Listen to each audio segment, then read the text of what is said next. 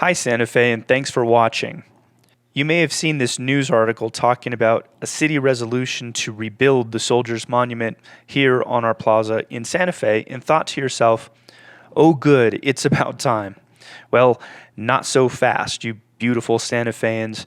You are being misled, gaslighted even, again, and I'll show you as quickly as I can how and why. This resolution is just another veiled attempt to hijack our history and even glorify the mob that attacked our city. Before I go into specifics concerning some of the city councilors that are pushing this and what they want to do, let's go back in time for some context. During the Civil War, an extremely critical battle was fought here.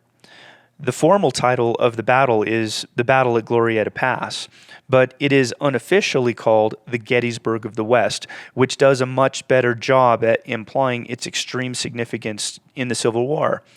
Plenty of historians believe that if this battle would have been lost, so too the Civil War could have been lost, and the United States would look extremely different than it does today. Interestingly and fitting enough, a group of African American soldiers nicknamed the Buffalo Soldiers played an important role in the war. Here's an old photo of some of them on our plaza. Funny enough, but the nickname Buffalo Soldier was kind of a pejorative title given to them at the time by some Native Americans who thought that their hair was kind of more similar to and resembled hair of buffalo. Well, after the Civil War was over and slavery was abolished, Santa Fe was honored with a Soldiers Monument to commemorate this battle. To this day, that monument is precious to many Santa Feans, not only for its historic value, but also because there are many Santa Feans alive today that are direct descendants of soldiers who fought and died in that battle. So the monument is both historic and personal to our community. Let's talk about the controversial plaque. Although it was defaced in the 70s, the north-facing plaque used to say, "To the heroes who have fallen in various battles with savage Indians in the territory of New Mexico." By today's standards, that is clearly offensive, but it was not in the day that it was written. Just like some things that are written today that are considered acceptable to us, in the future will be seen as barbaric or offensive. Interesting, but the language used on the plaque was considered fine by peaceful Native Americans at that time. You might be thinking, how can that be? Well, you have to understand that, in a way, lumping all Native Americans together when you're thinking about and discussing history is, quite frankly, a little racist and indirectly marginalizing Native Americans. There were many types, tribes, and clans of Native Americans, and many were extremely different than others.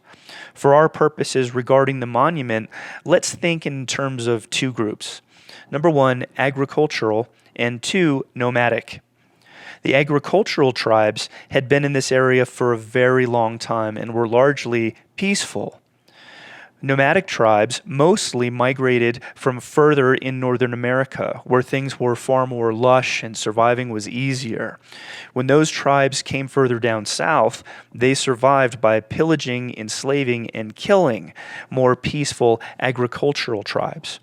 And so those tribes thought of the nomadic warriors as savage.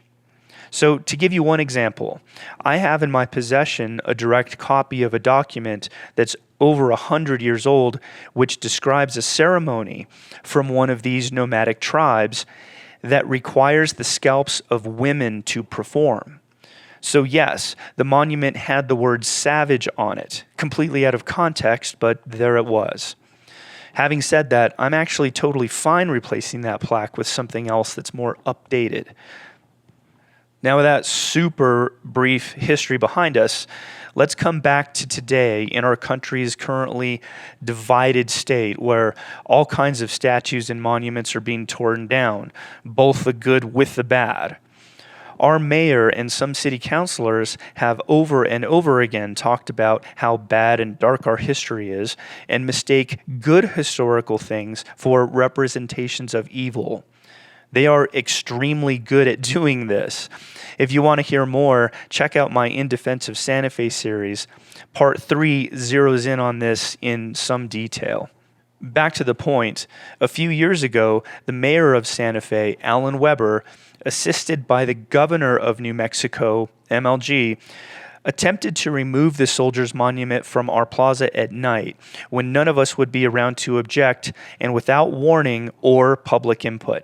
When that failed, a violent mob was purposefully allowed to come and attack it and topple over the top. Then when that wasn't enough, some of our city leaders saw how Albuquerque was able to remove some historic Spanish history from the public through a farce sham chart type of system. So those geniuses spent $250,000 to bring that to Santa Fe in a sophisticated attempt to take that Soldiers Monument down with the false appearance of public support. Well, that failed too, and that brings us to where we are today. Having failed over and over again, some of our elected officials who have brought this national cultural war here to our town have a new plan. And it goes like this.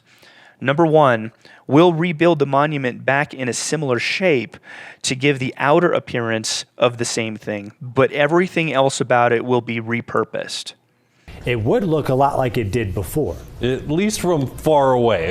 Number 2, we will rewrite the plaques to say what we want, further pushing the national cultural divisions here in the heart of Santa Fe.